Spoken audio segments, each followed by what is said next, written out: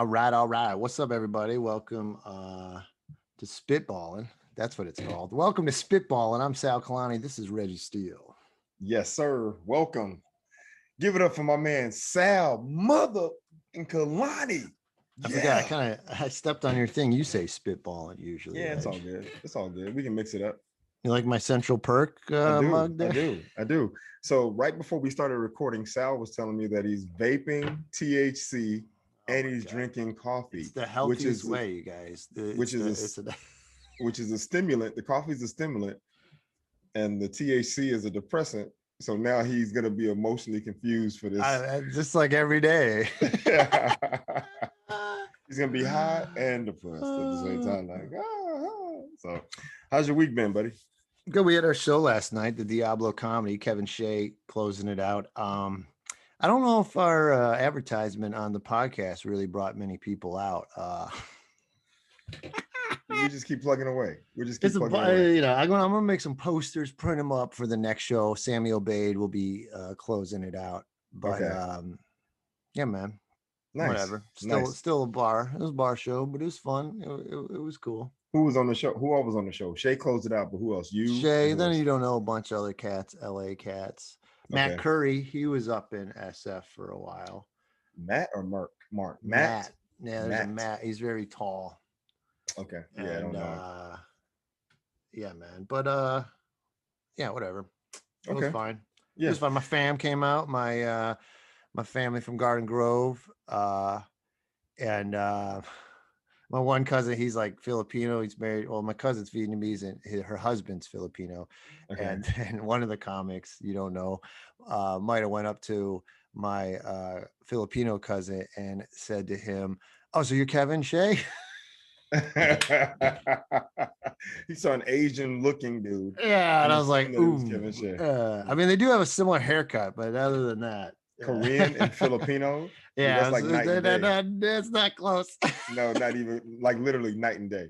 Oh, yo, let me share this with you. So this guy I met yesterday from Cleveland who lives in Minneapolis. He's talking to me. He's kind of a tool, right? Yeah, there's a lot of those out there. Yeah, he's kind of a tool. Like I'm sitting there eating and he comes up, "What's for lunch?"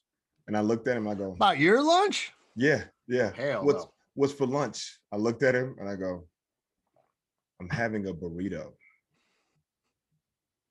Right. I just looked at him. And then he started talking. He's like, "I'm from Cleveland or whatever, live in Minneapolis." And I said, "Hey, one of my best friends is from Cleveland." And he goes, "Oh, really? Where?" And I said, "I'm not sure." I said, "But it's my buddy Salvatore." He goes, "Salvatore?" I go, "Yeah, Salvatore Kalani." And he goes, "Oh, I know where he lives." And I go, "Really?" He goes, "Yeah, he's from either Little Italy or, what is that? Middleburg. It was Middleburg Heights. You said, yeah. Oh, he goes Middleburg Heights. And I go, "Really? Little Italy?" So if I were to say as a black person, "Yeah, I'm from Cleveland. I know where you live." He's a black guy. Nigeria. Yeah.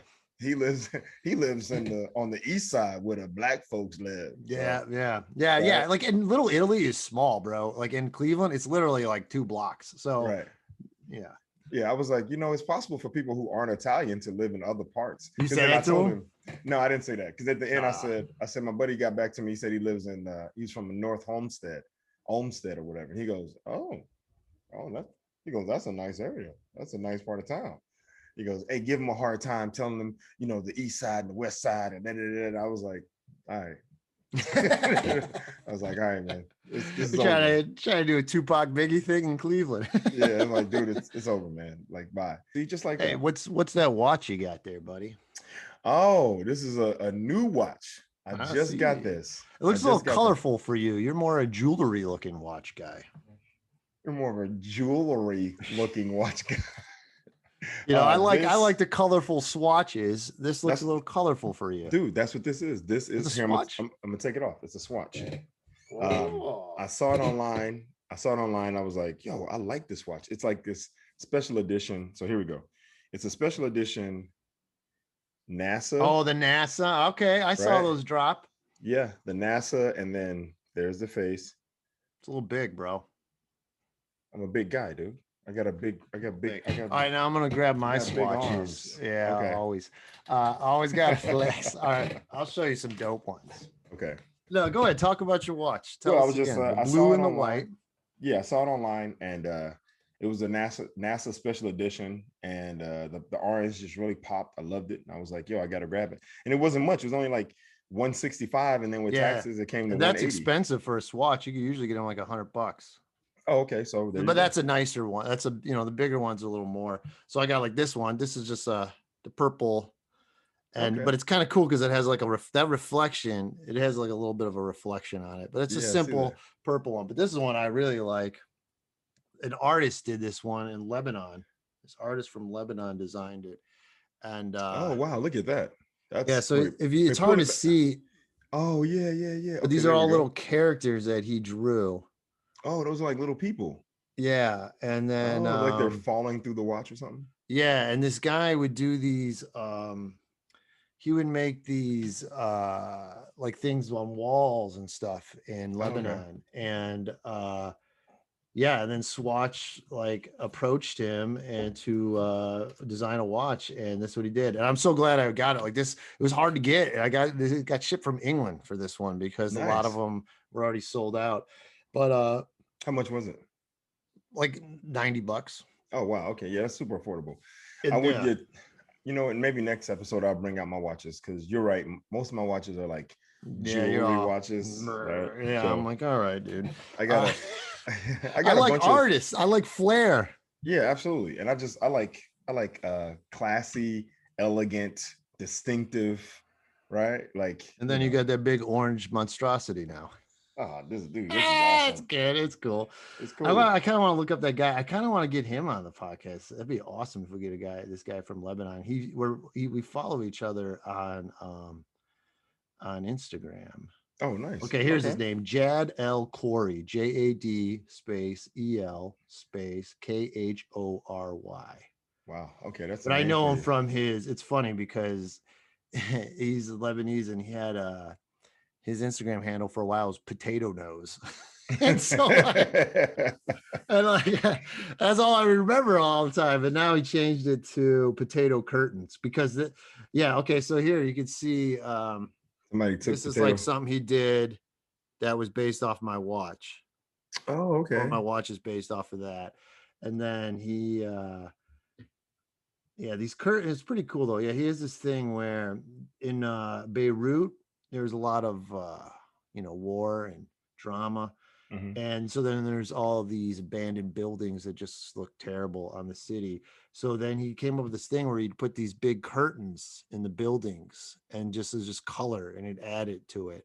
Oh yeah, And it, yeah, it yeah. kind of Brought caught some on and life. went viral. And yeah, man. So it's just kind of cool to Wow, that's cool, man. I love that. I yeah, love that someone's yeah, trying to bring some life, right? Some vibrance to yeah. an otherwise distressed area. You know what I mean? Right, right. Yeah. Wow, So that's cool, yeah. man. Yeah. So maybe we could get him Yeah, reach on the out to him for podcast one sure. time. That'd But be now you're awesome. talking about a guest, So we and talk about international. That we're gonna beat the international right now. yes, I am. Oh, I am, Canada. dude. I am super excited to have this guest on today. He's a good friend of mine. He is hilarious. He's funny. He's smart. He's a kind person, and he has beliefs, and he's willing to stand up for them.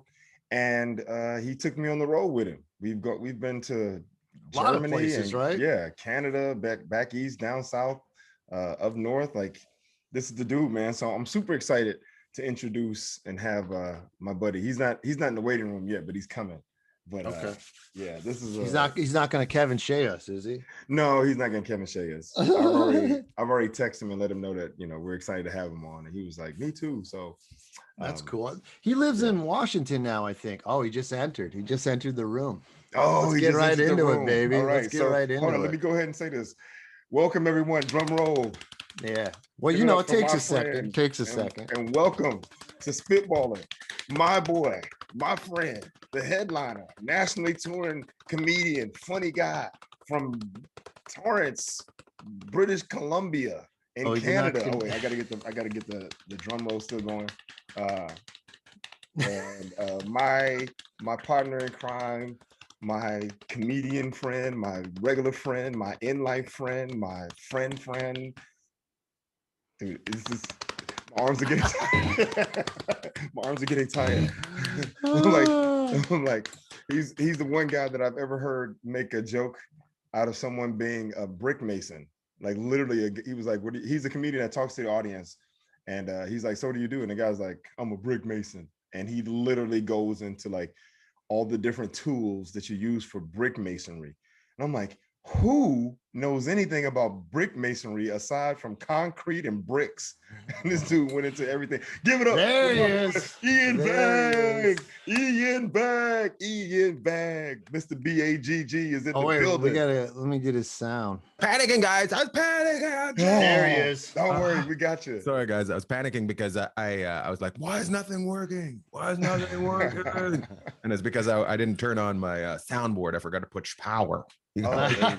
That's usually it. That's usually it. Hey, Ian, yes. have you ever, let me introduce you. Have you ever met my friend, this guy? I don't know. I think I might have met you once with Reggie at the show, but I don't know. But I know all about the great Ian Bagg. Great to have you. Thanks for doing it. I know about you. It's like, I'm going to do a podcast with Sal. Yeah, man. So Sal, like, Ian, Sal. Man, I love when my worlds collide. Oh, that's always good, right? Right. It's so that was, awesome. You know, Reg, that was at my wedding. That was my plan, that my worlds would all collide, as well as my wife's. Had nothing to do with us getting married, you know, like all our friends would just like, it would just like, and then just grow out. And I feel like some people really made friends at my wedding, and that's why. Yeah, dude, you were there, Reg. Sal, sorry, I apologize. I was there. I didn't get the invite. We could all come together and form like Voltron, come together and make one big thing. That's right. I got a great story out of that. Is Ian's you're a friend of Joe Bartnick too, right? Because you're hockey guys. Barty. I know Barty. Yeah, we knew him up in the Bay also. Yeah. Even though he's from Pittsburgh, he's a mover, he's a shaker, he's a goddamn gypsy. So Ian, yes. How have you been, man? It's been a minute. I haven't seen you in a while. It's been good, bud. I feel like I've come out of the pandemic in a better place, weirdly enough. I feel I'm set up to actually make my career better. Wow, really? Okay. How's that? Can you teach us? Yeah, I'll tell you, first thing we have to really learn as comics is that we can't worry about numbers, Okay. If we're going to do something, make it the best. People will find us when they find us. And no matter what we think, the people that have success have had to put the work in it. There's maybe, a very minuscule amount that have just lucked out and just boomed into success. It takes a long grind, and we can't get frustrated with doing a podcast or doing some videos and it not getting listens by the hundreds of thousands that we want right away. We have to remember that, nobody was at our open mics, when we right. So, and it takes a while, and you want to have the product there when they find you, and you want to have the talent. As soon as that door is open a little bit, you want to drive the truck right on through. Okay. So it's so funny you say that, because right before you came on, I was telling Reg about this show I run in LA, and it's it's just starting coming up, but it's it's a bar. Sometimes it's pretty crappy, but the audience, but the comics are great, and people always love the comics, but it's just until the word gets out. And you're right, you just got to be patient, but you're right, it adds extra stress to you when you're like, oh, there's not enough people here, I'm putting on a bad show for these other comics. It's a pain in the ass. It's tough to not play mind games with ourselves. It's tough not to put ourselves in a situation where we want more. We should always want more, but we should be happy that we're doing things. That's the big thing. Like, we're actually doing things. It doesn't matter how many, it does matter, but the first couple weeks, the first month, the first year, if it's gone in the toilet, when it's gone in the toilet. Right. But you can't put that kind of stress on yourself right at the beginning, and you can't let it seep into the product that you're making. And I did an outside show in Long Beach for a while. We'd get shut down, we'd get started up, we'd get shut down during the pandemic, and it was just I'd have Richard from the Comedy and Magic Club invite two comics. So Richard had his mind working, and 2 comics had their mind working. Whoever showed up split the money, like we split the money. And sometimes we're splitting $30 and sometimes we're splitting, 500. So, which is, I think if you split the money, it's good for the comics that you invite to do the show. Right. Yeah. And it's awesome. Like we moved it inside and the room's so good. I don't want it to end, but at the same time, I want nothing to do with running a show, right? So but it's I have just started putting it on my social media. Like I kept it hidden for a while. People are like, how long has it been going on? I'm like, well, so we'll see if it grows. But as far as we all started to take our stuff to this kind of thing and making videos and stuff like that. It's very few people, because you want it to last, right? So you don't want to just like blast a shotgun blast and then run away. You want like that's what you want. That's what you want your career to be. And I think we're all, the people that I want to be around are in it because they're addicted to it, not because they want the money. Right. Oh, I've learned long ago you can't do this for the money. You'd be surprised. Like our business has changed, guys. Our business, people have seen the money that can be made, because the money that can be made is absolutely stupid. Right. Even at the lower end, it's good money. It can be good money. So we have these people in our art that are paint by numbers. Okay. So, that's a very good way of putting it. I was gonna say that's an excellent way of describing it. Wow, that's great advice. That's great advice. I didn't know it's coming on to just a video like I'm gonna be doing it. But I do feel I learned a lot, during the pandemic, which is we didn't have time to do before because we were turning and burning so hard. Right.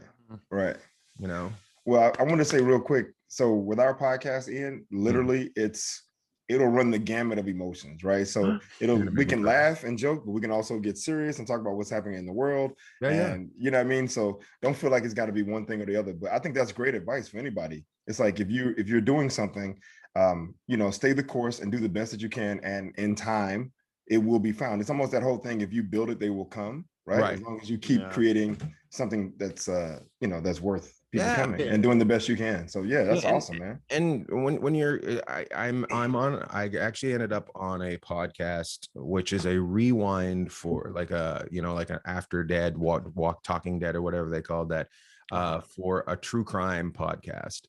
And I started a little while ago and it started airing 2 weeks ago.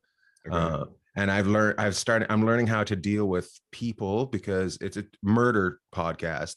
And the guy that does it has a very strong opinion about things. And he might be a little bit right wing. So maybe he may just a little.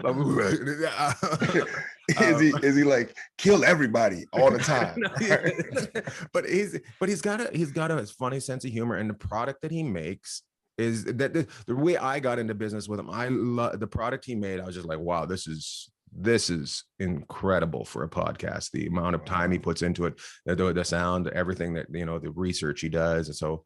I'm like, okay, well, what do you want me for? And they say, well, they did a after podcast for a while, but it kind of ran its course, and it was a guy and a girl, and it was 2 ladies, and they just wanted it to be more fun and not just being told the same thing about the show. They just wanted stupidity come in, right? Okay. So I'm like, well, you have talked to the wrong guy. I am very serious. What's it called, the podcast? It's called Sword and Scale is the podcast. And Sword and Scale Rewind is my podcast. They've done 200 episodes of Sword and Scale. They did 140 rewinds, and I'm picking up where they left off, so put my mark on it. Awesome. Well, you got a couple things going on, because you got the hockey podcast that's doing exceptionally well in Australia, right? Top 5. Well, that's what's funny about it, Reg. I just get an email one day, you're the 5th most popular hockey podcast in Australia, and I'm like, well, this makes no sense at all, because there's like, I think that Like there's I'd rather 100 do hockey hockey. podcasts, you know, and I've seen our numbers. I'm like, is nobody listening to hockey podcasts? So I'm like, okay, we accept. So that's what I call myself. That's Spitball. awesome, man. Yeah. And you still got your show going. Around the bag. Yeah. Around the bag, which is awesome. I love it. Well, Sal, we got to get you on it. It's just three friends. Three friends come over to my house virtually. They answer questions in there's three different rounds. There's three different styles of answering questions. I give points away. I don't give points away. I mock. Wow. I tease. And by the end of it, one of them becomes my best friend. So Yes. Wow. And can I explain to him the point scale? yeah, go ahead. Yeah. Okay, It's so- even worse since the last time you did it. Really? Okay. So basically, Sal, whatever your answer is, like he'll ask a question, you answer it, and by the end of the round, he'll be like, okay, so Sal, for answering this, he gets 200,000 points, and Reggie gets 8 points for his answer. And the third person, you get no points this round because your opinion of whatever it was wrong. So on to the next one. So it's awesome, man. It's fun. It's stupid. It's you know, I always had a plan of it in my head, but couldn't figure it out. And it was how do I get my friends who are comics to be able to do press and just talk about pop culture and what's going on, so we can have a way to just put this out to people, you know, just see how our personalities are. Right. So it's a round table is what it is, and it's just bringing up subjects and seeing how people, you know, respond to those subjects. It's really I enjoy. It started off in like last, I think May or something, I think is when I started it. And whenever the pandemic started, and I was just like, okay, I'll do this for a couple of weeks and I'll be fine. But I was like, I'll do it every day until the pandemic's over, live. Yeah. And I was booking 3 guests a night. Yeah. Wow. Every day. Yeah. Till August, and then I had a breakdown. Wow. Dude, I mean, I give you props, man. Like kudos to you for doing it, because it was great. And I saw the evolution of it. I saw it grow from the very beginning, right? And then it was like it became a bigger production. The sound got better, the set got better. Yeah. It was amazing, man. And the fact that you did it that many days in a row, yo, props to you, That's brother. crazy. Every day. Every day. We went from 7 days to 5 days to 1. And we went from me doing it in my kitchen and my wife walking through every so often because you can just in the way, get out of the way, to doing it live, to recording it pre-recorded, which is just so much better doing it pre-recorded, because now any technical get taken out. So so you got 3 podcasts right now. Mm-hmm. That's a lot of wow. And then the hockey podcast is just my buddy that I grew up with, Jeff Sharples. I grew up with in Terrace, British Columbia, and he played in the NHL. Oh wow! And he's the smartest hockey mind I've ever met, and maybe his father was a little bit smarter. I don't want to tell him that, but you know, when you watch a game and somebody just sees things that you don't see and they just point it out, you're just like, you know, like it's just so smart. So he played for the Detroit Red Wings, and he played for the Islanders a little bit. And then he ended up in the minors for quite a few years. And then he became a pilot, and now he flies planes for an airline.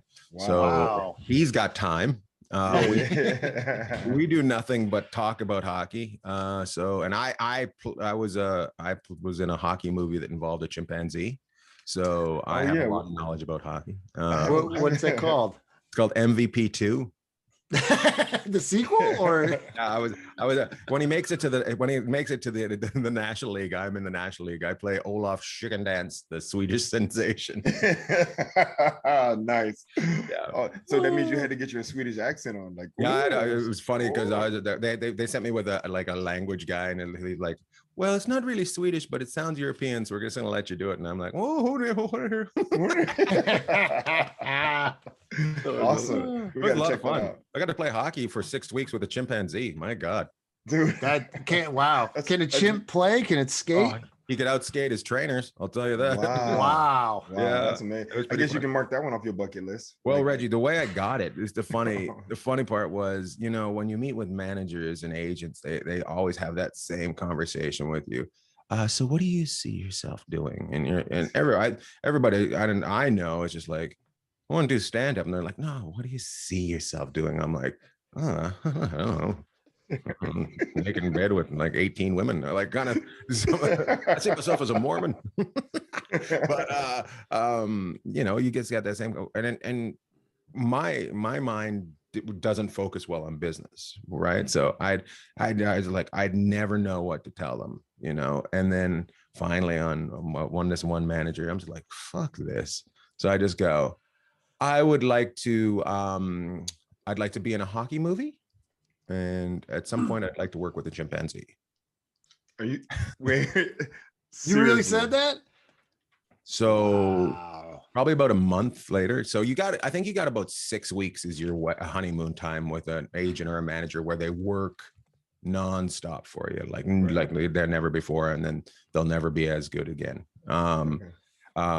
And sure enough, I get a phone call. Ian, what if we could take hockey and add a chimpanzee to it? Wow. And I'm like, all right. So we have a friend who has a production company. They are making a movie right now that involves a chimpanzee and hockey, and they're having a hard time getting this comedic part, and we'd like for you to meet with him. So I met with him, and next thing I know, I was on a plane to Vancouver to play hockey with a chimpanzee. Dude, that is awesome. That is like literally manifesting whatever it is you want. Like, you speaking it into existence. Yeah, if there's anybody, you know, like that's listening, say something that's stupid, you know, just say it. Just say, don't say like I did for many years, I don't know. Don't say that. Say, I want to take over for Tom Cruise. I want to do shows in Vegas 20 times a year. Like, give them something to work for, because if they don't, and I'm not saying, and I'm not saying this because I don't like managers or agents. I'm saying this because this is the truth. They need something to work towards. Right. If like they're guidance, don't let them just throw spaghetti against the wall. You know what I mean? Don't let them do that. Give them something to direct themselves towards. And the guys that have done well, I would say, have purposely or mistakenly given their representation something to work for. Because if they're not working towards something, they're just servicing you, and that's not going to get you famous. That's not going to get you success. Okay. If I wanted to work with a primate, is there one that's more popular than others that might get me a movie? I'd go with an orangutan. I was gonna say, that was the first one that popped in my head, was the orangutan. They're so cute. Those redheaded son of a bitches. And you won't have to work during the day. They burn during the day, so you can work at night. All right, can we talk about Ian's story? I want to talk about British Columbia. It's so crazy. You came from so far. Terrence. Yeah. Terrace. Yeah, so far Reggie doesn't even remember it. I do remember it. Torrance is right near Hermosa. Yeah, Torrance is down south LA, but I mean Terrence is way up north. Terrace. Oh, Terrace. Is it small? See what? It's a small town, I assume. Well, you know what it is? It's 10,000 people, which when you think 10,000, that's not too small, but it is isolated. Like, yeah, okay. When you leave town, there's another town that's 45 minutes away, and that's the closest place. That's Kitimat, and that is right on one of the inlets, so you can't go any further. And then if you go the other way, you go to Prince Rupert. That's about an hour and 45 minutes away. Now you're on the ocean. All right. And then the next town going east is Smithers. That's 2.5 hours away. Smithers. Wow. Smithers. And that, you know, like, and then the big city, which is probably about 60 to 70,000 people, is Prince George, which is 8 hours away. So north, or that's south probably, huh? No, that's east. You got to, so to get there, you have to go inland and then back out to Terrace. So it's kind of like a backward 7.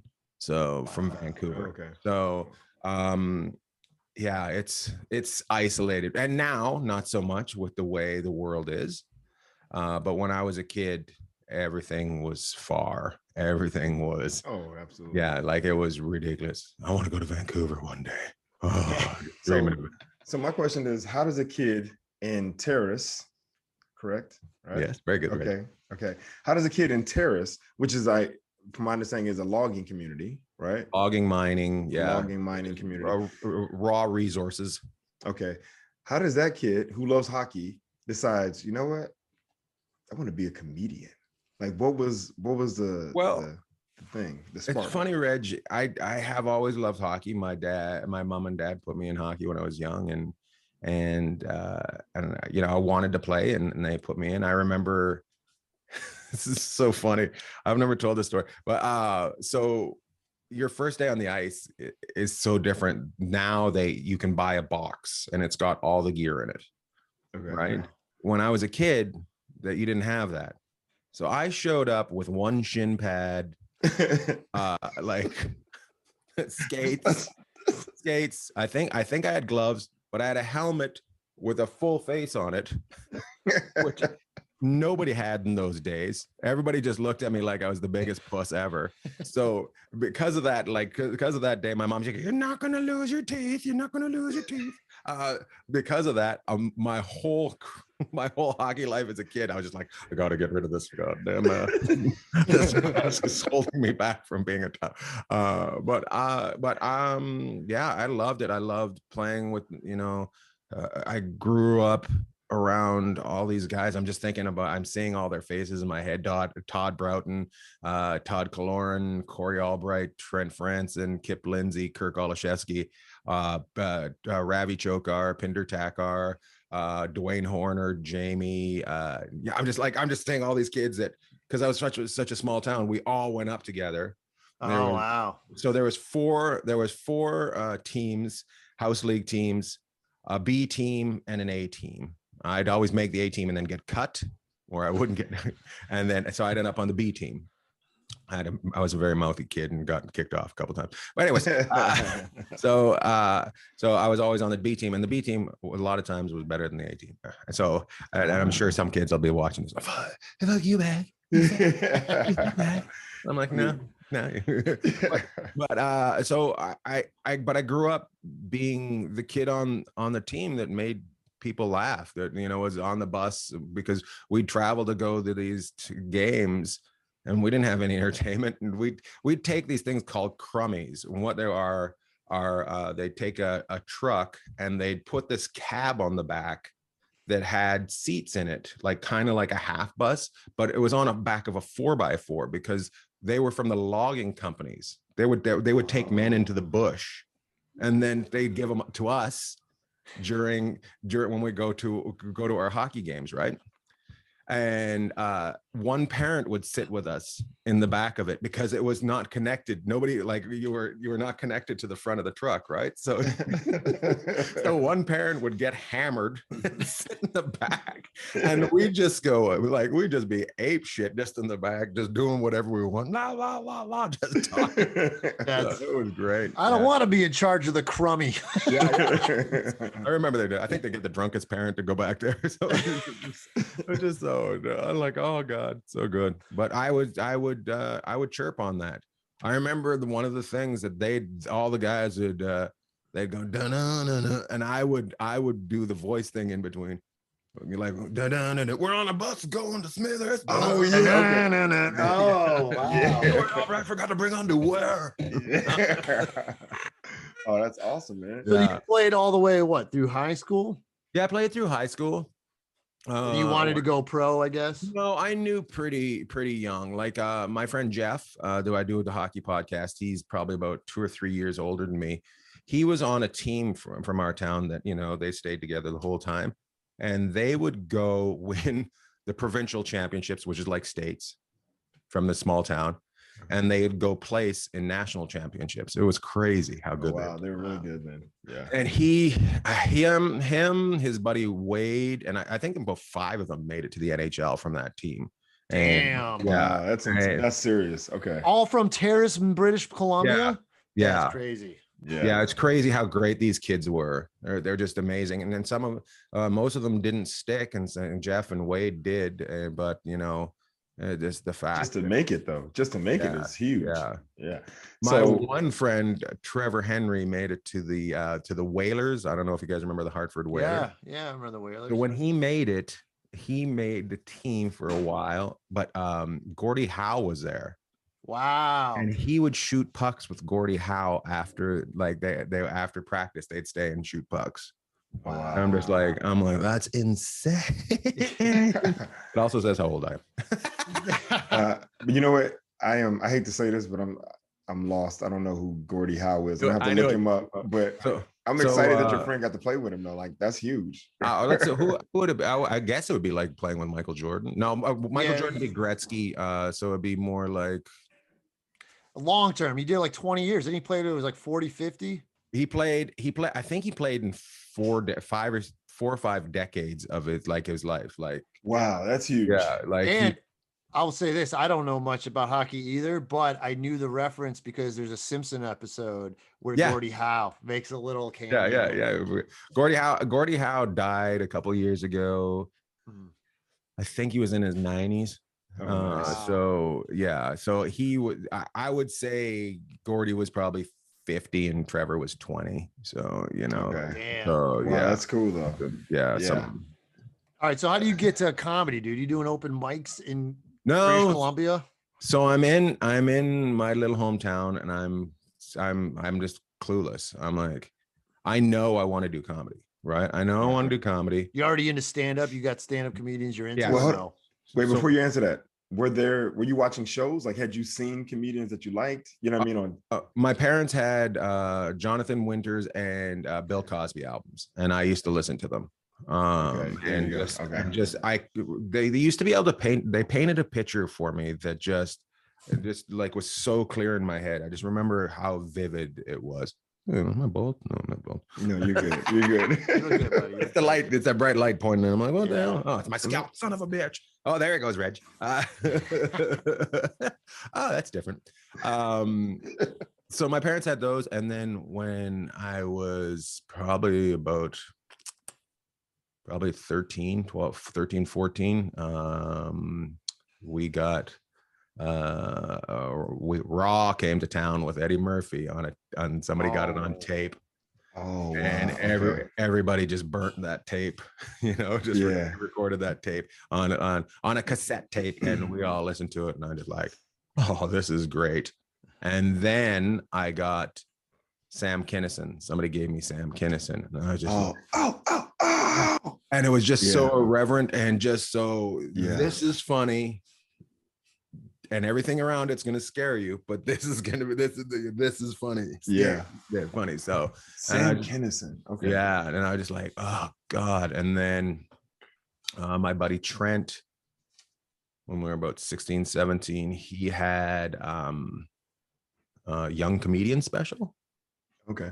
HBO Young Comedians. Yeah, and I think it was hosted by Rodney Dangerfield or something. I can't remember. Oh, yeah. I used to watch those all the time. Okay, good. Yeah, so I remember just seeing all these comics and going, yeah, that's what I'm supposed to do, but I don't understand how I'm supposed to do that. Like, there was nobody that was in entertainment in our town. Like, we had a theater arts class, but that guy, he had no clue, and I totally respect him because he taught me how to to make eye contact with people, and when you want like that's when you're talking, and I learned how to talk in his class, I guess, but there was no entertainment connections there. Right. So, and I'm was stand up a job in our town? No way. Right. So I got a job with an explosives company. Wow. When I was about 20 years old, 20 years old. And I started at the bottom carrying explosives from the magazine, which holds the explosives, to the truck so it could be delivered. Wow. To where? To the mines, to logs. So yeah, so they for a lot of it was building roads for them to go up and get to these mines or get to the lumber, to the trees and stuff like that. So I started there, and then I slowly worked my way up. I ended up getting to go with the truck to deliver the dynamite, to going to Like, learning how to drive the trucks, to getting all these kind of like explosives, so I could carry explosives through a town. Like wow. I would drive, like you had to figure out the best way to go through so you weren't anywhere near things. So if you blew up, you it's insane. Being Yeah. that age, you don't even think about it. Like I get why the military gets 18-year-olds. Oh, absolutely. Yeah. Yeah. Not Yeah. second guess Absolutely. anything, like, Yeah. I can do that, no problem. Yeah, no problem. I'll come back. No, you know what I mean? Like you Right. get a guy that's 30, you're like, what the fuck? He's like, yo, I'm good. Yeah, I'm good. How about we don't do that? How about we Yeah. stay inside the helicopter? Would there be accidents? Would you hear other people getting in accidents? Actually, one of these guys that I played hockey with when I was a kid, Rob Holmberg, had an explosives accident, and I don't know how he's doing. I hope he's okay, but I know okay. he lost a limb and his eyesight, and Jesus. yeah, Oh, wow. and that kid was a horse, man. He was a good looking kid, fearless. Yeah. He was. I don't know what he was doing, but they just did it wrong, and it's funny because I ended up working at a mine. I ended up in a mine. It was an open pit mine, and I was the assistant. Okay. So we'd drill. They drill all these holes, these patterns for things they want taken out, and then the guy that I was working for, he would figure out how much needed to go in. He'd give me a couple different. He'd give me ratios and stuff, and these trucks that had, like, one had ANFO in it, which is just diesel fuel and fertilizer, and the other one had an emulsion, which was I don't even know what it is today, but I know it had a lot of diesel fuel and a lot of stuff in it. And then I would put it on I would, like, with this truck, I would put it in the holes. Oh, wow. So, and it's funny because I remember you should wear a mask, they say, but they would never make us wear a mask, right? So I'm like, afterwards, I'm like, I wonder how that affected me. But I'm sure if I'd been doing it for many, many more years, it would have affected me more. But so I would do this, and every so often there would be incidents where, like, he'd yell, "Get under the truck," go flying by us, but I just didn't think of it. But it was so much fun being that age and given responsibility, making a shit ton of money. I would go work in this camp. You'd go up, we'd leave our town 2 hours up. You'd go to get to Stewart. And then at Stewart, there was an unmanned border into Alaska. Unmanned border. Like, literally, you could just walk into Alaska. I mean, walk right into Alaska. Wow.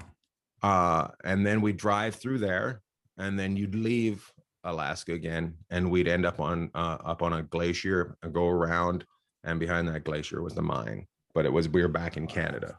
Glacier. Okay. Yeah. So it's insane. And I wish I'd, you see God, I would have had some stupid pictures. Like, we were working. Yeah. There's all grizzly bears up there, and they're always around. Like, I wish I'd had photos and video of it, like how insane and great it was. I think now the border there is manned.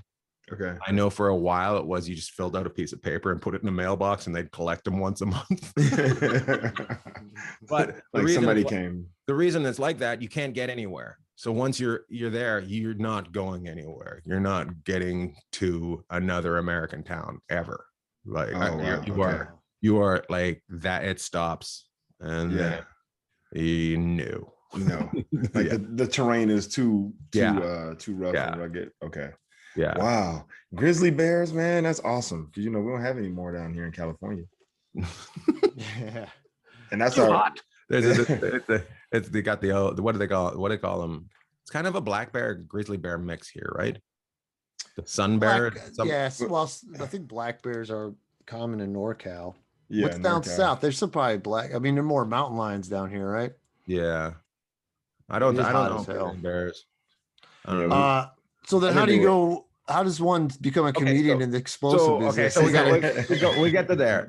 So crazy. now I'm like, well, what am I gonna do? Like I'm like, well, I might need to go to school if I'm going to continue on. I don't want to be at the bottom of the heap. My dad's told me, you know, if you get a chance to go to school, you go to school. My dad's a heavy duty mechanic, and he's, you know, just kind of he's given me great advice always. You know, he always wanted me to go to school, you know, get your education, get your education. And I'd listen to him, but I'd also fuck around like an idiot.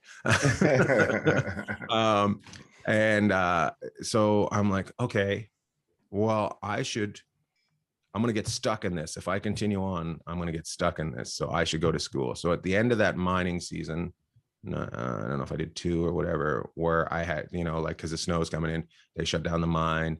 I went to Vancouver with my friend Trent, and we're going to figure out how to take over the world somehow. He wanted to be a rock star. I wanted to be a comedian. No clue what to do, right? The two of us. Nice. So we go down there, and instantly I don't become a comedian. I ended up just partying. Like I'm like, I don't go to school. I don't do it. We just party our faces off for about a year. And then Trent moves home. He's like, I'm moving home. I'm out of money. I'm moving home. And I'm like, oh, I'm still going to go for it. I'm like, I got to figure out. So I'm like, I got to do an open mic. Like I've talked to somebody that told me you have to go to an amateur night. I'm still trying to figure out, well, I'm just funny, right? Like that's how I am. I'm just funny. I'm not prepared. Just funny. So how do I do this? So it takes me another year to get 5 minutes worth of material, and it's all schlock, you know, about my last name and stuff. But I've got it all written on my hands, and I'm getting ahead of myself. So there's a contest at this club called Punchlines. And I'm like, okay, I'll go do this contest. I'll win this contest, and then I'll become a comedian. That's what I'm thinking, right? Right. So I write my jokes on my hand, and I go on stage, and I look down, and I've sweated all my jokes off of my hand, right? Oh, I know this part. I thought this happened later though. I thought this happened in New York. This is at the contest, and I make impressions of fish, and I talk to the crowd. Somehow I get through it. Okay. So but it's working. People are laughing, and I'm like, okay. And I'm like, and then I don't win because that's not how it works, right? Right. So I'm like, oh, okay, I'll go to school now. I'm done. I'll go to school now, right? Not knowing, you know, there's a lot of work that goes into it. I'm thinking a man in a limo drives by like an Archie comic and tells me, "You're funny. Get in. Let's go." Nice. Actually, how you get molested. So I'm just like, oh, I guess it's over. And I'm just talking to my friends afterwards, and somehow the timing just works out right. And the manager walks by and he goes, "Hey, you were really funny. You should come back to amateur night next week." I'm like, really? Wow. I'm like, okay. So to me, he's opened the door for me. Yeah. Come on in. You're allowed in. You're part of the club now. And I'm like, this is great. Fuck school.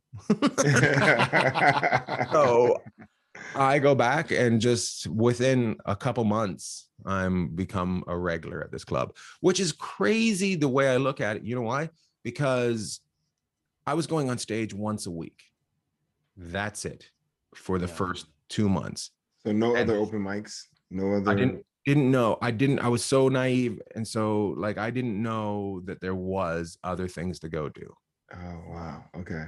So, and there may not have been, right? There may not have been, you know, and I'd become friends with a couple of the amateurs, and afterwards, then, you know, after 2 months, we're going to 1 or 2 other things, but there's not much going on, right? Right. I somehow they're like, suddenly people find me funny enough. They give me guest spots, you know, on their show. And I'm just like, oh my God, this is like, and it takes about 6 months to a year. And I'm starting to MC and feature and and I'm like, well, this is it. I'm in. I become friends with this guy, Craig Campbell. And within my first year of doing comedy, he goes, I'm going to Los Angeles. you know, for a trip. I'm going to do some stand up down there. You want to go for a ride? And I'm like, sure. Wow. I get in the back of his. We drove from Vancouver to Los Angeles in a 1965 Rambler, which I think is a Dodge Rambler or something like that, with an AM radio, like no stereo. Wow. So we get to Los Angeles, and this is really funny. We get to Los Angeles, and we pull in, and there's, for whatever reason, everybody's dancing on the streets. Everybody's dancing on the streets. This is Hollywood, and it's probably Gower is where we got off, and we got, you know. Wow. So whatever, something's happened. Everybody's excited. I don't know. I've never figured out why. Like, I've never seen it since. It's a Friday night, but people were just going wild, right? And I remember some guy yelling, "Turn up your radio, man!" And I go, "We got AM. What news channel do you want to listen?" Gives me one of those, walks off. You know? And Craig did some guest spots at the Improv. He did one at the Santa Monica Improv. That's how long ago this was. And I remember, you know, I remember the guy that was hosting, and this is just me watching these shows. I never got on because I just, you know, I was, you know, maybe 6 months into comedy. There's no way. I did get on in San Francisco though. I did. Where at? I got on at the Holy City Zoo. Oh yeah, dude, that's where Robin Williams yeah. used to do the mic. Yeah. I got on there. I may have got on at the Punchline because I know Craig got on the Punchline. Oh wow.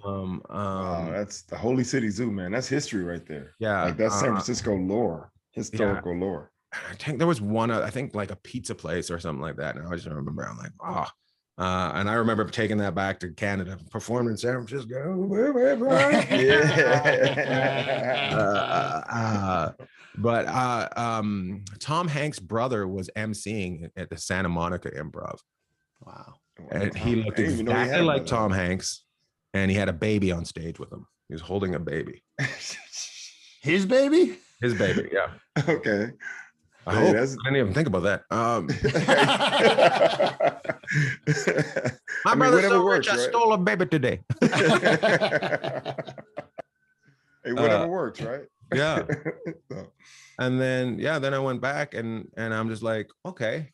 And around that time, I met this guy named Pat Bullard, who was a Canadian comic that lived in LA. And he said to me, "Ian, you have to get out of Canada. Promise me you'll do everything in your power to get out of Canada." And I'm like, okay. I was like, okay. I don't know why. I'm like, okay. And then I realized, oh, because there's no show business here. So my whole effort was, okay, I gotta get out of Canada. About a year later, Craig went to the Montreal Comedy Festival. And please, during this whole thing, it's funny because I'm just naive enough, just driven enough, just young enough that everything just I keep just going out and okay. Every time I'm like, okay. Yeah. Okay. You know? So Craig's going to the Montreal Comedy Festival, and I'm like, "Can I come along?" And he's like, "Yeah." So I get some couple $60 gigs, and no, this is about 2 or 3 years later. 2 or 3 years later, I've actually done some headline gigs. I'm Canadian royalty. No. I'm okay. But I'm in the Vancouver scene, and the Vancouver scene is being snubbed by the Toronto scene. We're shit compared to them. Why, you know? So they have the Kids in the Hall. Everything's good. Norm Macdonald's from there. Harlan Williams from there. They're so good. So this is like early 90s. This is 90. So this is 94. 94. Okay. 94, yeah, Kids in the okay. 94, 95. So I'm like, Craig's in the Montreal Comedy Festival. Can I come along just to hang out and see what it's all about? Yes. Yeah, come on. So I'm like, okay. I go along, and there's a club there called the Comedy Works, and everything during the festival is all festival, like the clubs or festival. And I'm there, and I've performed at the Montreal. I've not performed in Montreal at all. not the festival, not the clubs. Somebody doesn't show up for a set, or they're late for a set, right? At the Comedy Works. What are we going to do? Hey, my friend Ian's funny. Ian, do you want to go on? Ian, do you want to go on? I want to go on. Hell so yeah. I go on, and it goes really well. There's this guy in the club named Lucian Hold. He comes up to me afterwards. If you come to New York, I will put you on stage. Gives me a card. Wow. And I'm just like, dude, that's awesome. But in my head, I hear, you should be in New York. There's a difference. There's a difference. If you're in New York, I'll put you up versus you should be in New York. Yeah, we got a limo coming to grab you right now. But I'm naive enough, I'm driven enough, and I'm young enough. I should be in New York. Yeah. Right.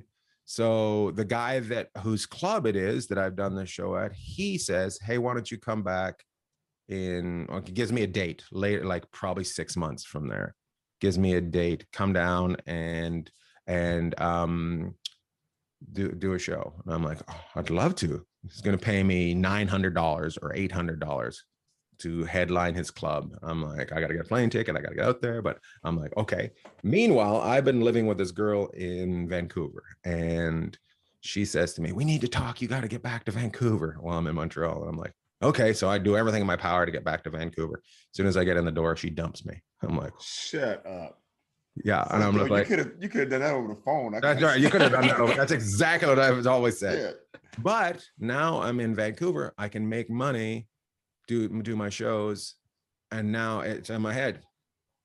I'm supposed to go to Montreal to go to New York. I got to go back to Montreal and say, or whenever the date is. I think it's January is when I went, because I remember a lot of snow. Now that's my. Are you going to be in New York? Yes, I am. Yes, I am. I'm going to be in New York. So I'd get the gig in Montreal. I take the gig. I can make $800. I turn that $800 into $600 American. And I get a train ticket, and I get on a train, and I'm off to New York. Wow. With just not, I mean, you still have other money though. I have $600 Canadian. That's like, I mean, American. That's like, I have maybe 600 rings a bell, but maybe I had 900, but I did not have over $1,000. And you didn't know anyone in New York, and you didn't know where to stay. I have that business card. This guy's going to put me on stage. That's it. Right. Wow. And you don't have, I mean, but you don't have any other savings is what I'm saying. Like, no, Reg, that's everything. Right. Like, you went to New York with less than $1,000 and a business card. Yes. In the 90s. And you were in the 90s, and you were 20... 94, 95. This is 95 because the Vancouver Canucks lost the year before to the New York Rangers in the playoffs. I love that. I love that hockey is a reference. I love that hockey is a reference, right? So wait, how old are you at this point? I am 24. 24. Wow. 23, 24. With less than $1,000, a business card in New York City. So you pull up to Grand Central Station? No, okay. Penn Station. So first of all, I have to get through the border on the train. All right.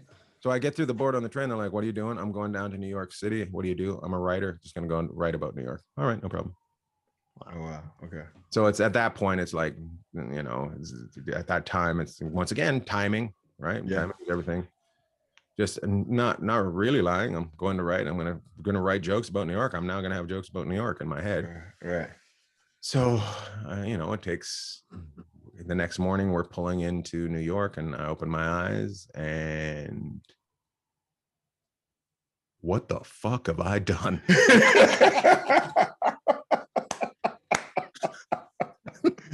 Oh man, I'm gonna be homeless.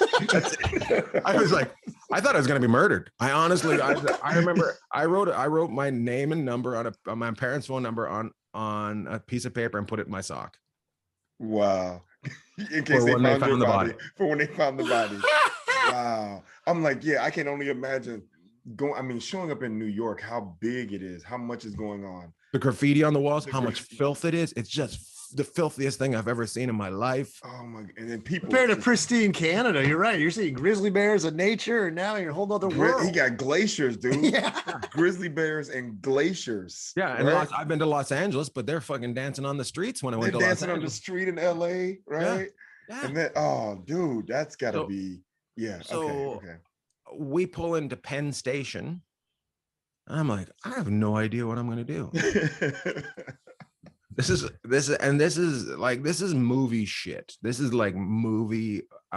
Somebody helped you out, whatever. As I get off the train, there's a piece of paper, youth hostel, $14 a night. Wow. And I'm like, there's a phone number on it. I'm like, I'm picking that up and I'm going to be staying there. So, dude, this has got to be the best story ever.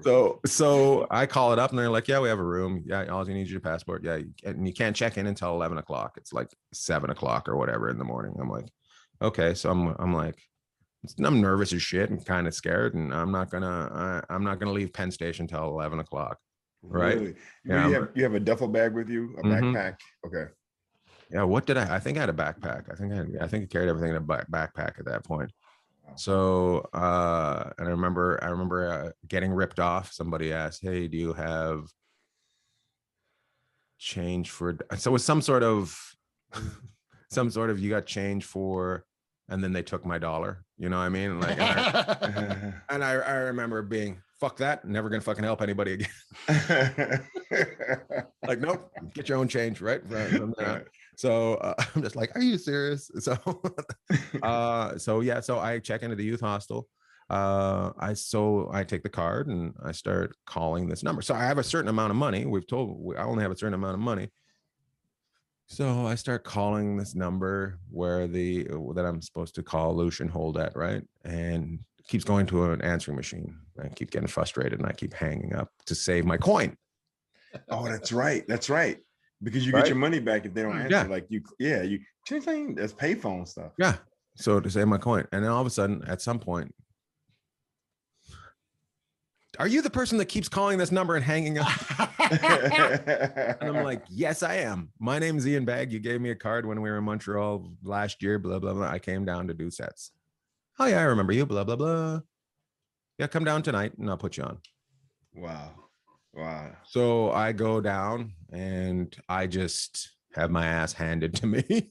Oh, really? Doing Canadian stuff. And people are like, what the fuck is this? You know? Yeah. Talking about eating blueberries and thinking I'm a mountain man. And he goes, you know what? You got something. Come back tomorrow. And I'm like, so I go back and he said, go out and learn the city and write about it. So you're a writer. Yeah, you're right. Yeah, so go write about it. So I went out and did it. And he gave me spots almost every night, you know.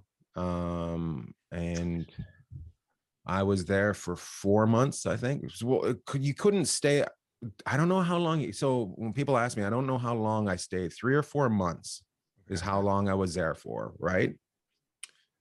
And I know that it wasn't more than that because I stayed in the youth hostel the whole time, and I was coming to the end of the amount of time I could stay at the youth hostel. Right. When I left. So I get to the point where it's working. It's happening. I'm doing it, you know. Mm-hmm. Naive, driven, young. That's it. Those are the three things. I'm showing up with entourages from the youth hostel. You got a crowd. You're bringing a crowd, which is, hey, they love that. The club was packed, but they still like they don't. But I would show up with 3 or 4 or 5 Germans one night, Yeah. 3 or 4 or 5 Japanese one night. Like I was just making friends at the youth hostel, and they were like, "What do you do?" And they were hanging out. I'd show up with them, you know. Yeah. Everybody's like, "Who the fuck is that guy?" One night, Lucian says to me, or one day he says, "Hey, tonight there's going to be a audition for Conan O'Brien. You're not on it." I'm like, "Well, thanks for letting me know. That's great." Okay. Probably would have been best if you just not told me about it. Goes, no, just tell me not. Yeah, I'm not putting you up tonight. But what's going to happen is you're going to go on right before it. So if they don't show up, nobody gets screwed over. They still get seen. You help out, right? But if they show up, you get seen. I like Lucian. Yeah. He's a smart man. He's smart, you know. And sure enough, I go on and do my thing, and afterwards we'd like to talk to Ian. So I remember standing outside of the comic strip. I remember Mark Maron walking by. I remember, like, all these guys walking by and talking, because the bookers were talking to me. Mm-hmm. And they go, we want to put you on the show. And I'm like, Abby, I'm not legal.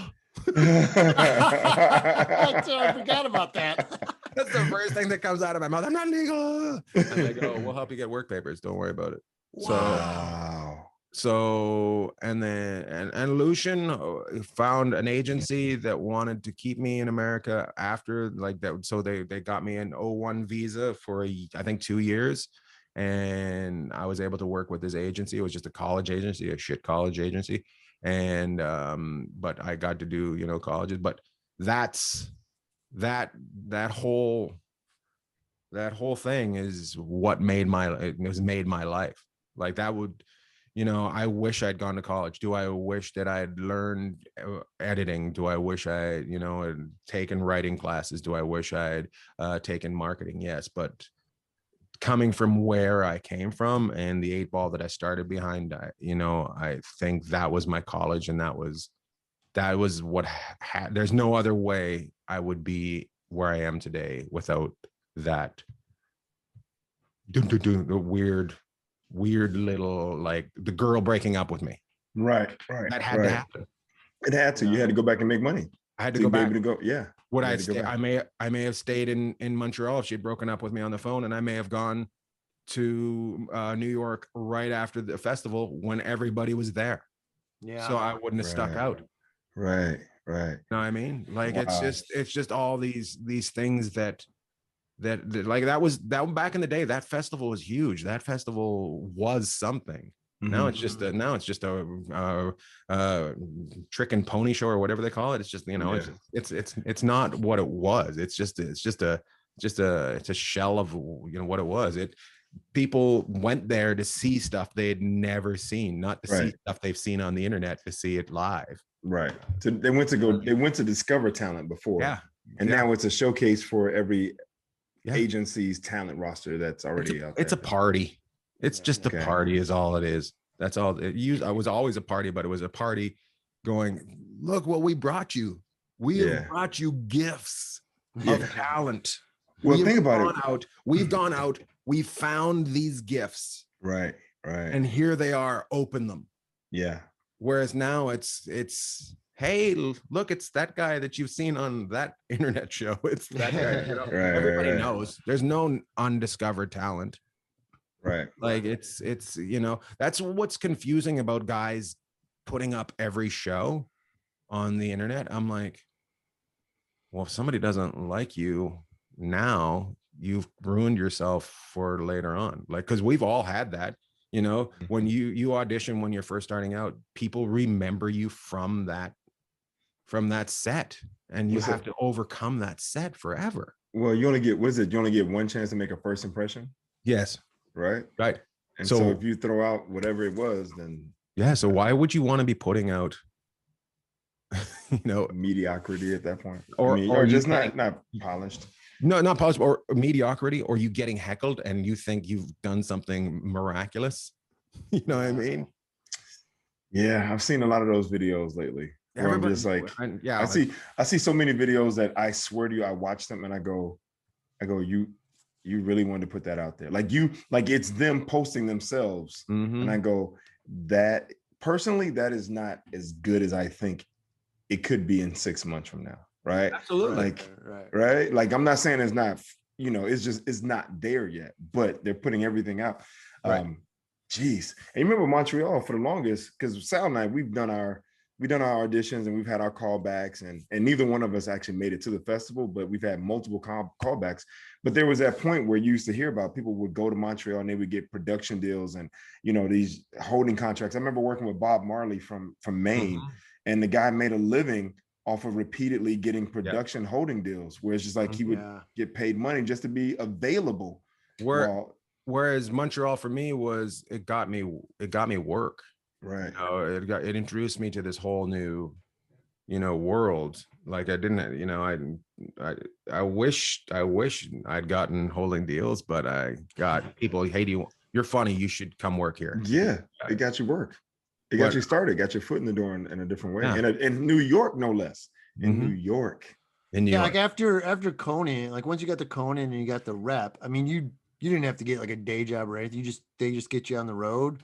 It was weird because New York, you could make enough money in New York and like doing the spots all over, all over the weekends, and there was like shows in Long Island and New Jersey. You wouldn't have to travel far to, the road is in New York is completely, I don't know if it's still the same, but it was a completely different beast. And then I would do some colleges and I wasn't, it was big money for me. It was huge money. Right. I've been broke a couple times, but I wish I had somebody to guide me with my money when I have it, but now I do, and she's mean about it. But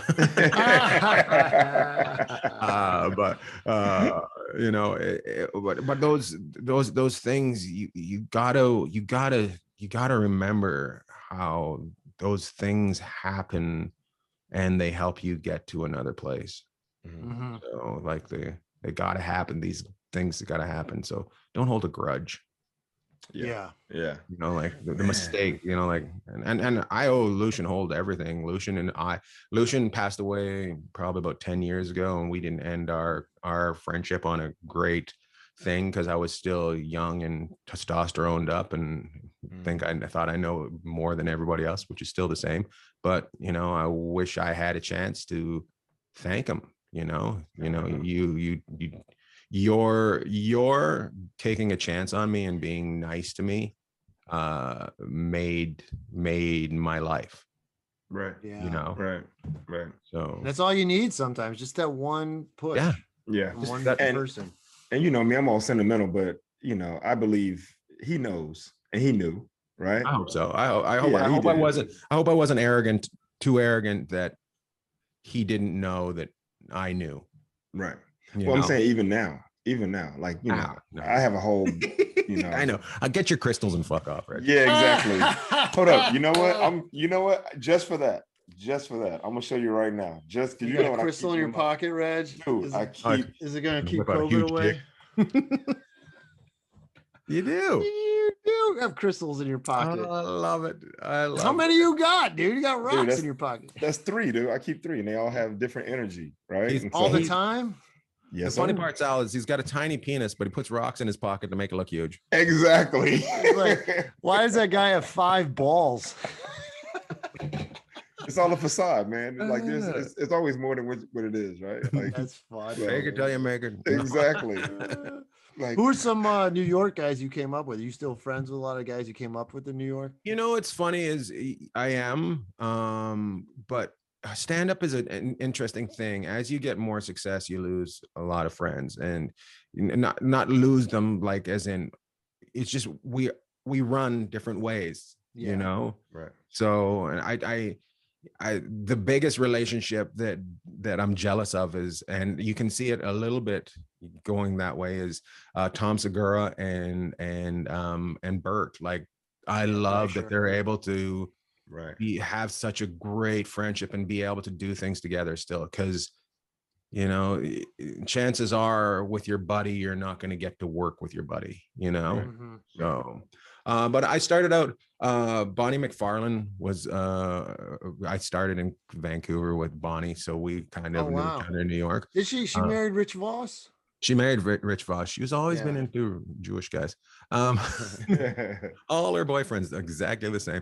Like what you like. But if you got a flavor of ice cream, you enjoy that flavor of ice cream. That's what it is, man. She's from a small town in Alberta too, so we kind of bonded. We bond over that. Let's see. Tom Papa. I used to be in a sketch group with Tom Papa and Kyle Dunnigan. Oh wow! Oh wow! Okay.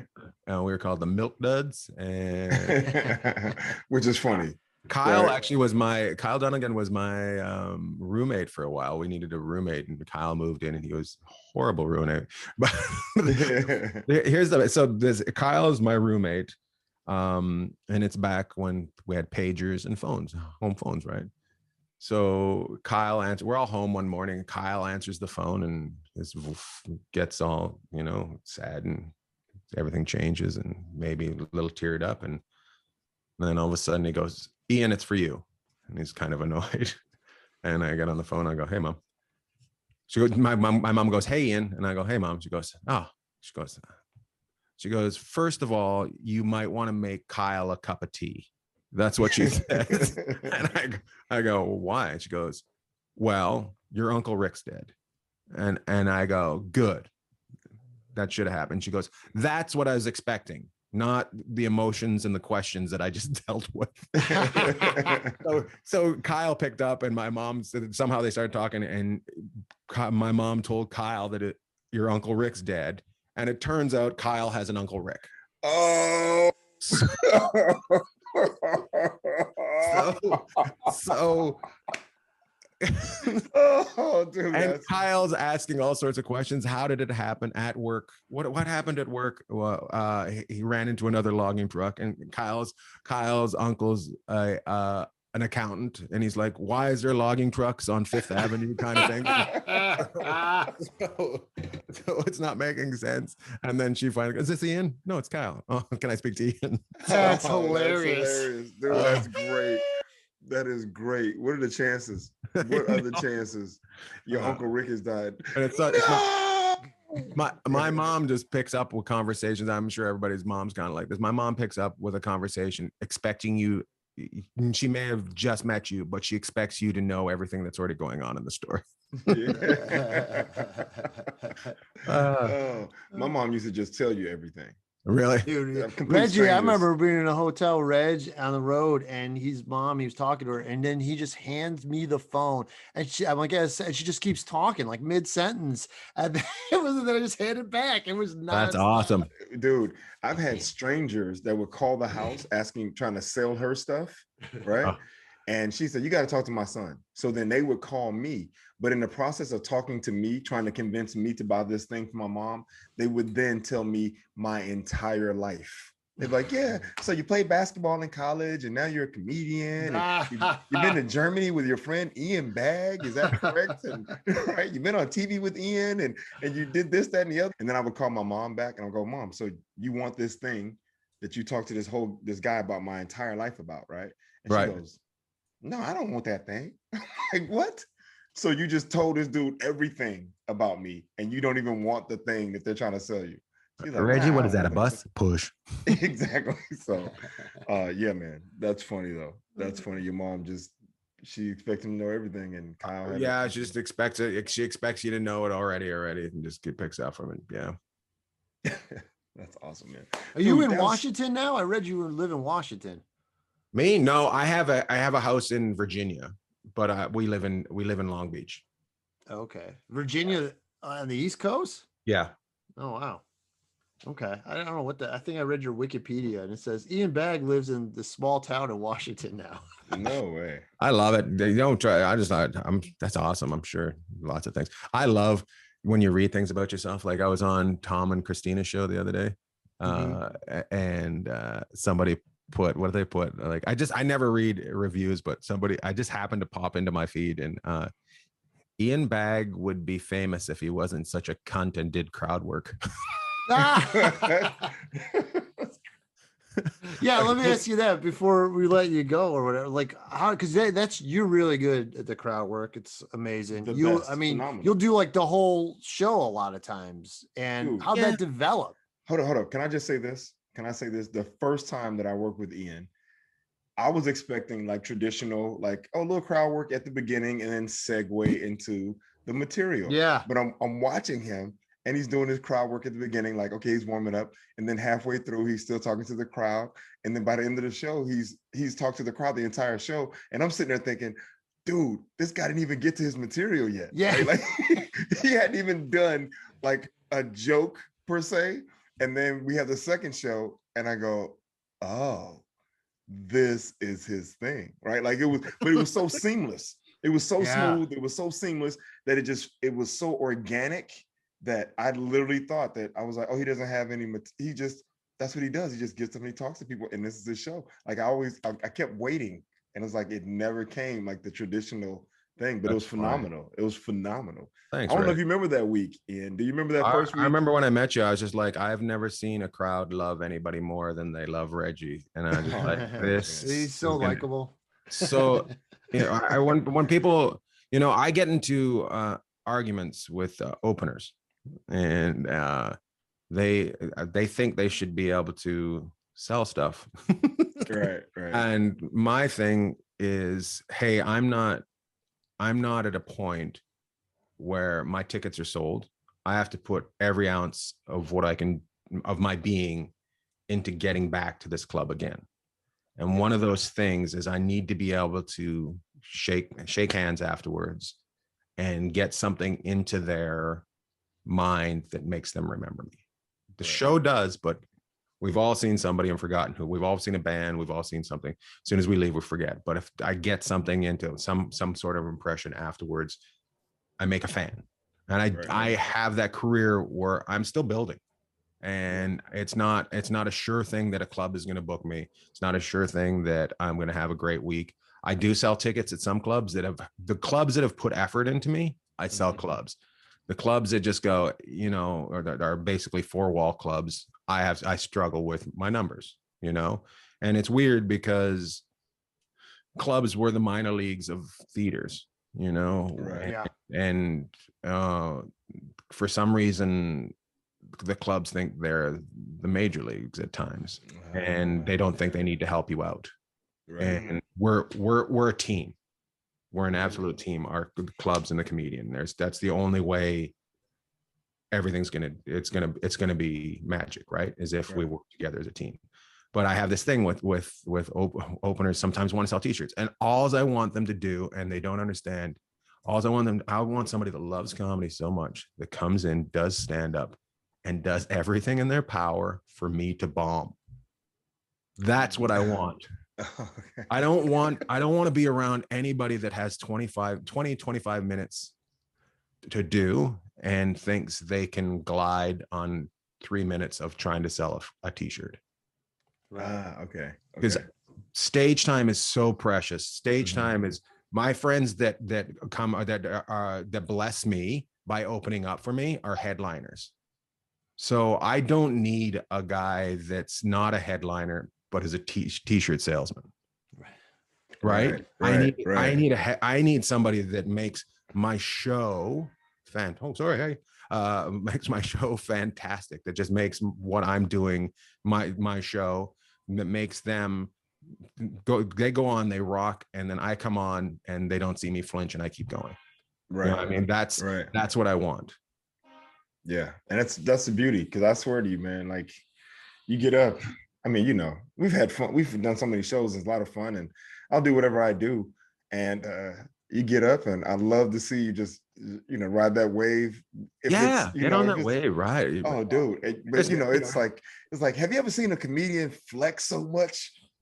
Reggie's just out there flexing. I'm like, always. Oh my God. He flexed before you came on the podcast. Well, that's because I'm trying to show my watch. He was like, what does a watch got to do with your bicep? Why'd you take off your shirt to show off your watch? You guys want to see my watch? I honestly believe that they're, you know, like we talked about before about the people that want to make money off this, you know. The people that, you know, and there's a side of this business that, you know, I just, you cannot respect me because I want to make a better show. Go ahead. You know, like, you know, that's all you're saying by saying he's a douche because he won't let people sell t-shirts. That's all you're doing is saying. I was going to say, I headlined a show once. It was the first time I ever headlined this club once. And the host, before he brought me up, like after he did his set, then the middle, then he was about to bring me up. Then he pulled out his t-shirt and advertised it and then brought me up. Stupid. What? Yeah, that's terrible. It's stupid. And you know, Sal, when you headline, you have to go do all the press. You have to, everything falls on you.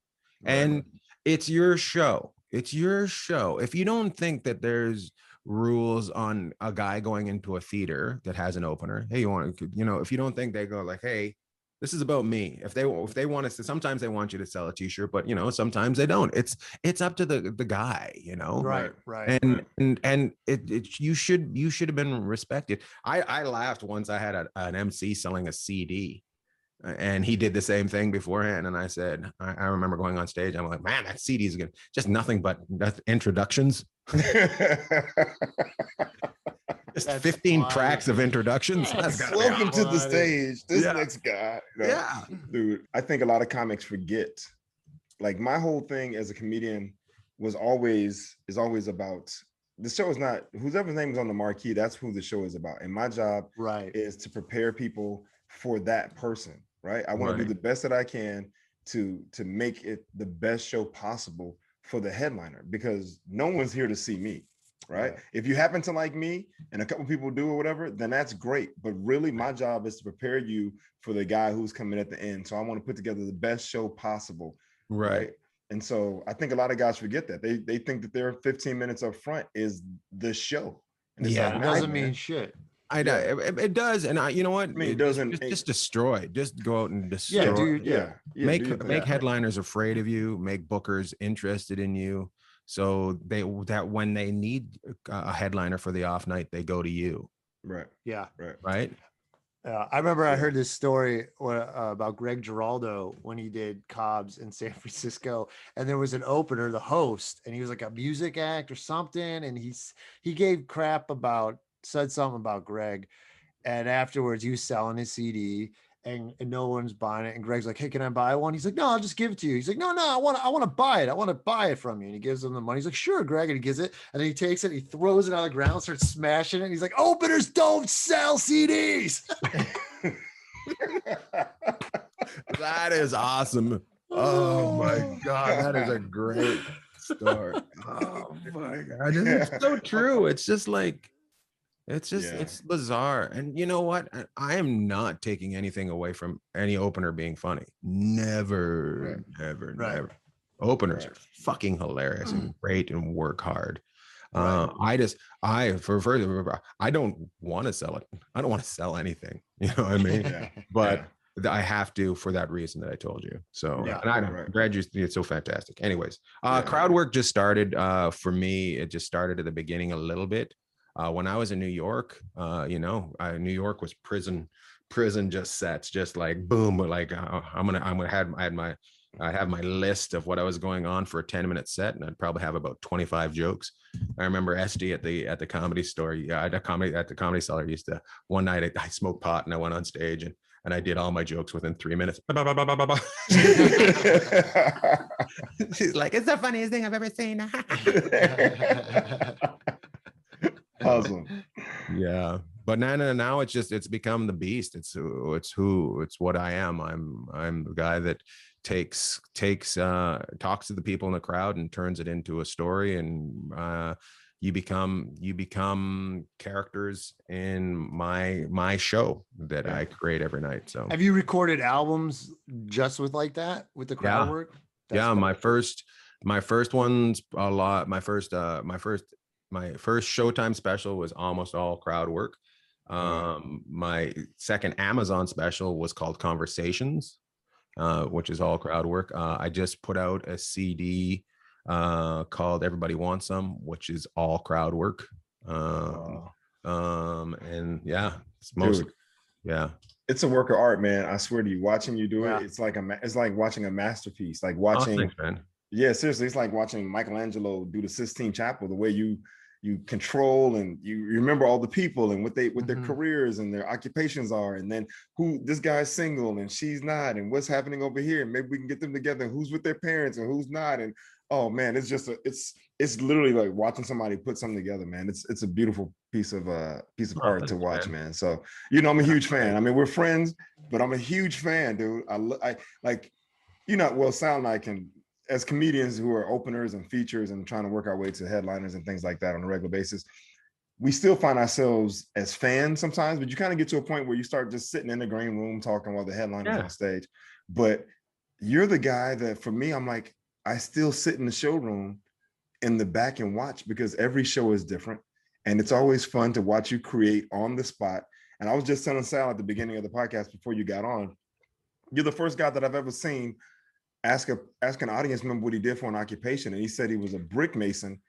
And then you go into like brick masonry, like tools. And I was like, I'm so impressed. I was like, who knows more about brick masonry than just concrete and bricks?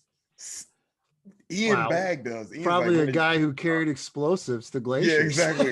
The guy who was driving the truck with bombs in the back. And I just knew you were gonna be like, I worked my way up to being able to light the fuse. I got to light the fuse. Yeah, I got to light the fuse. Yeah. Was it like in the cartoons, like super long? Yeah. I hope so. It's like you just light it and start. We also got to do one of these. So, you got to do that one too. Instead of the TNT cartoon. Boom! Oh, gets even better. The company I work for, Acme Explosives. No way. Are you serious? Yeah. Dude, it was really called that? Wow. Dude. Hold on. Was that our competition? The competition?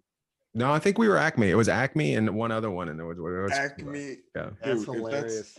You were like living in a cartoon, dude. Like, seriously. My whole life is a cartoon, Reggie. Your whole life is a cartoon. Oh man, this has been great, man. Well, this has been cool, man. Thank you so much, Ian. I hope that we can all work together at some point. You know, I'd love that. I have friends work with me that they're above, they're playing below their pay grade, and I love it when guys do that. So if you guys are, hopefully one day we can do that together and have fun. Oh, for sure. That'd be awesome, man. I love working with you. You know how that's great. So thanks, guys. Well, Ian, thank you so much for coming, man. Thank you for being so open and sharing the stories with us, man. This is awesome. Like, to listen to how things happen and how your career came about. It's awesome, man, because it shows right place at the right time, taking chances, being fearless, and also some naivete, right? Like you were saying, just you gotta be naive and be yourself. Like be yourself. Like I love just somebody was saying, you tease a lot of people. You tease them. I'm like, yeah, that's who I am. I'm like, they should know I love them because I'm teasing them. The person that should hate me is the person that I do everything in my power to not be near. That's who I don't want to, if I'm talking to you, it's because I like you. It doesn't matter how stupid I'm being. Oh, that's awesome, man. All right. Well, thank you so much, Ian. Well, congratulations on the podcast. Oh, thank you very much, man. We're still getting going, but hey, like you said, you guys are doing great, man. Away. Good for you. Anything you want to plug? You got something coming up? I've got Vegas on the 28th. You can go to ianbagg.com for that. 28th of July. On the 5th of August, I've got Virginia Beach Funny Bone. And then in November, I'm going to be at Rooster T. Feathers. So let's figure something out. Yes. Oh, I'll come down to see you. On the show and work with me. Well, we got to talk. We'll talk off air because I'm in a different. Okay. I'm like, I love Heather. I love Heather. Reggie has to talk to his crystals first. Yes, gotta lean down my. Well, there's been a lot going on with me as far as the pandemic and comedy and the whole thing. So but we'll talk. We'll talk about it later. But dude, that's awesome. And let's talk this weekend. Let's phone me up this weekend and we'll talk. We'll do that. I will do that. Have a conversation. So, Sal, you can call me anytime. Thank you, buddy. Nice talking to you on here. And yeah, man, we'll definitely have you back. We only touched a portion. Anytime you guys want, we'll talk. Awesome. Thank you. And ianbagg.com. ianbagg.com. ianbagg.com for all your and Sir Bagg on Twitter is a lot of people don't know, but I do Twitter. Sir Bagg. SirBagg. Yes. At Sir Bagg. So all right. Well, Ian, thank you once again, man. It's been a pleasure. Love you, Reg. Love you too, man. It's always great seeing you. Have a great day. Now we'll be lovers at some point. Yes, soon. Oh, thanks, man. Appreciate you guys. All right, we'll see you later. Dude. There we go, man. Nice. That was great, man. I love that. He had such a professional mic. You could just tell the sound was crisp. The sound was crisp. But honestly, man, I really love the story, man. I mean, just how things played out, right? Going with a friend. Explosives. Moving explosive. And then being able to or even light the fuse and they're getting the hell out of Dodge. But I mean, think about it, dude. How awesome is it to go to Montreal to just hang out with your buddy? Somebody doesn't show up and they're like, "You want to do a set?" And then boom, somebody's like, "Hey, that was." Hey, I mean, it was just find yourself crazy. in New York.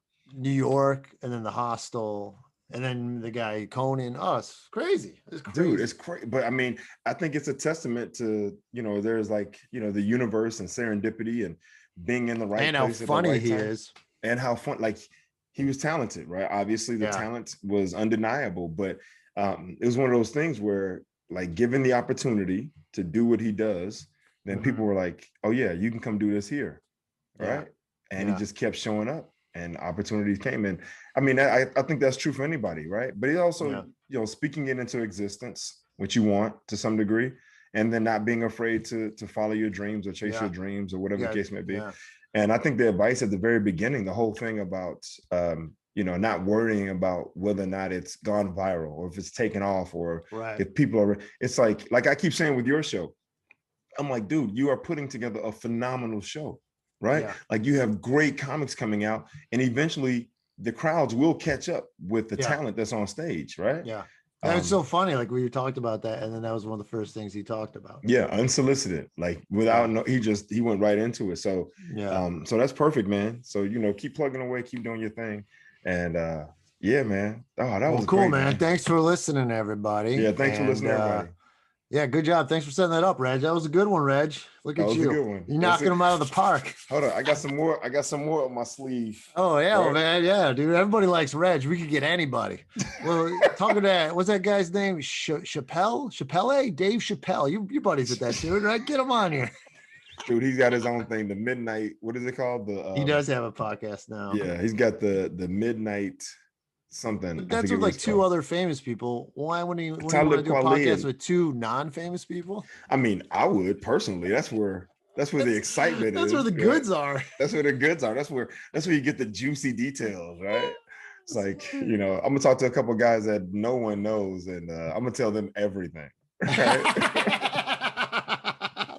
Those are the guys I want to talk to. Those are the guys I want to talk to, the guys that no one's paying attention to because I can say whatever I want to say. So, no, man, I think we've got a good thing here, man. That was great. That was great, man. I really appreciate Ian coming through. Yeah, he's awesome, man. He's awesome.